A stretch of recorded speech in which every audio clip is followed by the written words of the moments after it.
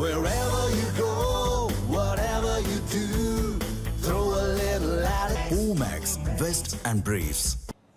Iran தாக்குதல் காரணமாக Saudi அரேபியாவில் உள்ள மிகப்பெரிய எண்ணெய் சுத்திகரிப்பு நிலையம் மூடப்பட்டதால் உலக அளவில் கச்சா எண்ணெய் விலை கடும் உயர்வை சந்தித்துள்ளது. மத்திய கிழக்கு நாடுகளில் போர் பதற்றம் உச்சக்கட்டத்தை எட்டியுள்ளது. இந்நிலையில் உலகின் மிகப்பெரிய மற்றும் சவுதி அரேபிய அரசுக்கு சொந்தமான அராம்கோ எண்ணெய் சுத்திகரிப்பு நிலையம் மீது ஈரான் தாக்குதல் நடத்தியது. ஈரானின் ஷஹேட் 136 வகை ட்ரோன்கள் மோதியதில் சுத்திகரிப்பு நிலையத்தில் தீ விபத்து ஏற்பட்டது.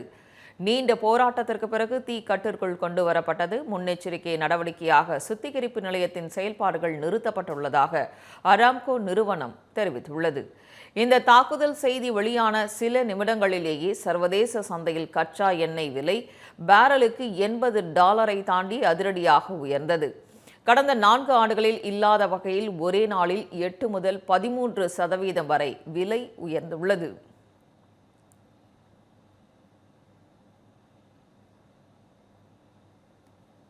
இது போன்ற சுவாரஸ்யமான புது தகவல்களை தெரிஞ்சுக்க தமிழ் ஜனம் சேனலை உடனே சப்ஸ்கிரைப் பண்ணிக்கோங்க.